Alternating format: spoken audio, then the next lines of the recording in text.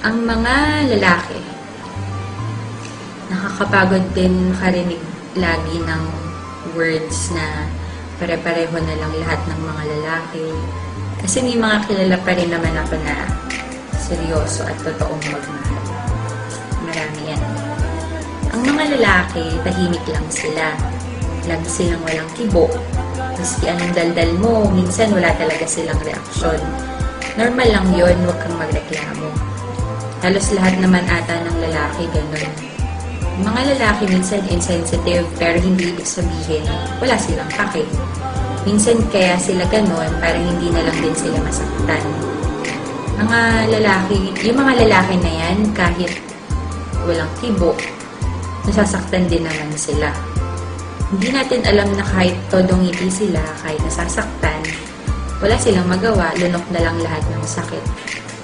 Okay na sila na yung masaktan kaysa tayong mga babae. Hindi lahat ng lalaki showy in public. Minsan, sapat na nasa'yo pinapakita na mahal ka talaga niya. Hindi naman ang buong mundo ang minamahal nila, kundi ikaw. Minsan, hindi din sila ma-effort kasi hindi naman nababase dun kung mahal mo talaga ang isang tao.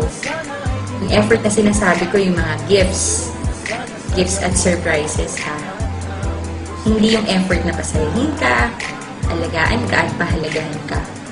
Minsan, hindi din sila vocal sa pagmamahal nila sa'yo. Maraming boys ang ganyan. Minsan nakakalimutan nilang mag-I love you sa text or sa tawag. Okay lang yun.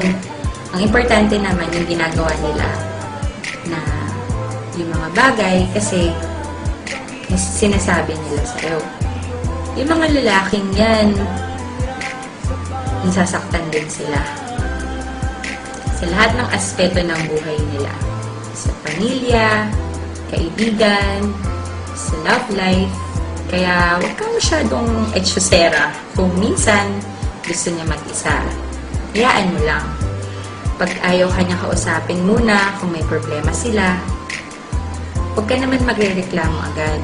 Ginagawa niya yun kasi gusto niyang intindihin mo siya. Hindi niya ginagawa yun, hindi dahil hindi ka importante.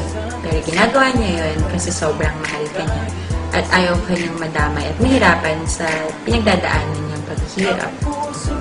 Yung mga lalaking yan, mas mataas pa sa Eiffel Tower ang pride. Ang dami yung kilalang ganyan. Normal lang yun.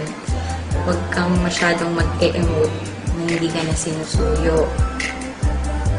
Aba, kung ikaw naman may kasalanan, ikaw magpakumbaba.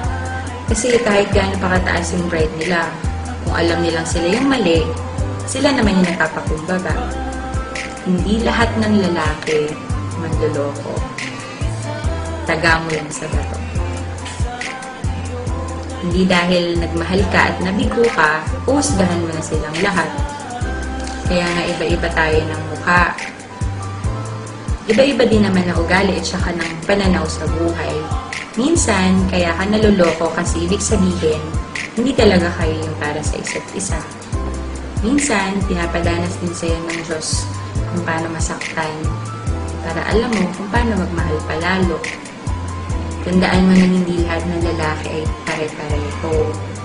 Kahit nagaano ka pa nila naloko, or gaano pa sila kagago. Kahit sobra kung makapaglaro ng feelings ng mga babae, kahit na ganyan sila, gusto ko lang malaman niyo na may mga puso din sila.